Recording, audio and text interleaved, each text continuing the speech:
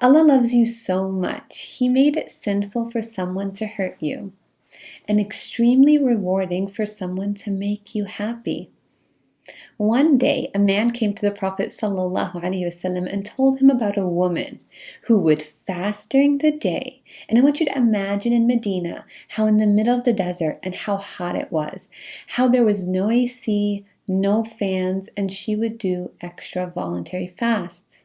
And then he added, she would stand up for qiyam to pray at night, to engage in extra prayers. And it takes so much energy and effort to stand up for night prayer, subhanAllah. He said, and she does so many extra good deeds. She even gives in charity. But then he said, O Messenger of Allah, she hurts those around her. She harms her neighbors with her tongue. And the Prophet ﷺ responded and said, there's no real good in her. She is among the people of the hellfire. And then the man continued, O Messenger of Allah, there's another woman who she just prays her obligatory prayers, she gives a little bit of food and charity, yet she doesn't harm anyone around her. The Prophet ﷺ said, she is among the people of paradise. Here, the Prophet ﷺ is showing us how truly honored and valuable we are. It's an entire paradigm shift with how most of us view and understand Islam. It's not only just a set of physical rituals, but it's also how we deal with the creation, how we interact with one another.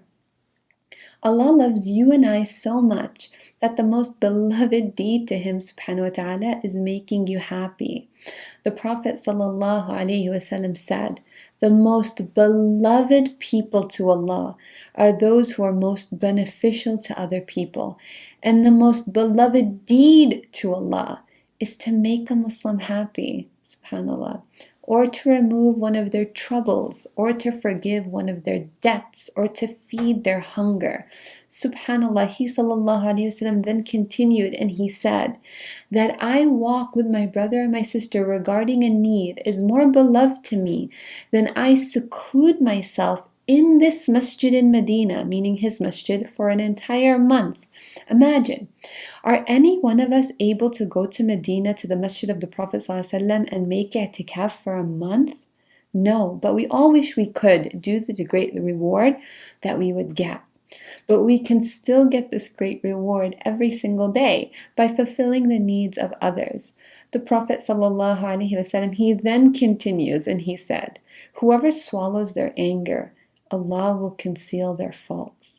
And whoever suppresses their rage, even though he or she can fulfill their anger if they wished, then Allah will secure their feet and secure their heart on the day of resurrection. And then the Prophet ﷺ said, whoever walks with his brother or sister regarding a need until it's secured for them, then Allah subhanahu wa ta'ala will make their footing firm across the bridge on the day of judgment when footings are shaken. Subhanallah, Allahu Akbar.